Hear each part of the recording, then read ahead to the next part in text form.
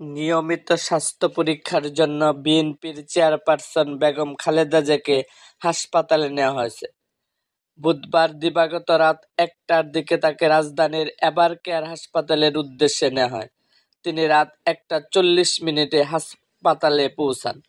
চেয়ারপারসনের ব্যক্তিগত চিকিৎসক ও বিএনপির স্থায়ী কমিটির সদস্য অধ্যাপক ডাক্তার এজেড.এম জাহিদ হোসেনকে উদ্ধৃত করে বিএনপির মিডিয়া সেলের সদস্য সাইরুল কবির খান বিষয়টি নিশ্চিত করেন।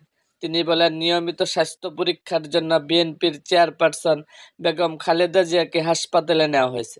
রাত ১টা ৫ মিনিটে খালেদা জিয়া তার গুলশানের বাসা থেকে হাসপাতালের উদ্দেশ্যে রওনা দেন।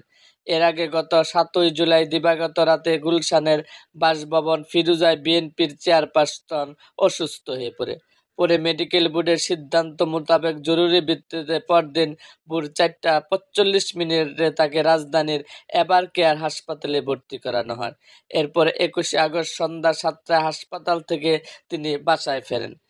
৭৯ বছর বয়সী খালেদা জিয়া দীর্ঘদিন ধরেই liver, cirrhosis, arthritis, diabetes, kidney, ফুসফুস, হার্ট ও চোখের সমস্যা সহ বিভিন্ন রোগে ভুগছেন। বিশেষজ্ঞ চিকিৎসক অধ্যাপক শাহাবুদ্দিন তালুকদারের নেতৃত্বে ১৯ সদস্যের একটি মেডিকেল বোর্ড খালেদা জিয়ার চিকিৎসার কার্যক্রম সার্বক্ষণিক তদারকি করেন। এরকম আরও ভিডিও পেতে এবং রাজনৈতিক অঙ্গনের নানা ঘটনা ও ইতিহাস জানতে আমাদের মুক্তাগাছার ইতিহাস মিডিয়া ইউটিউব চ্যানেলটিকে সাবস্ক্রাইব করুন এবং পাশে থাকা বেল আইকনটি বাজিয়ে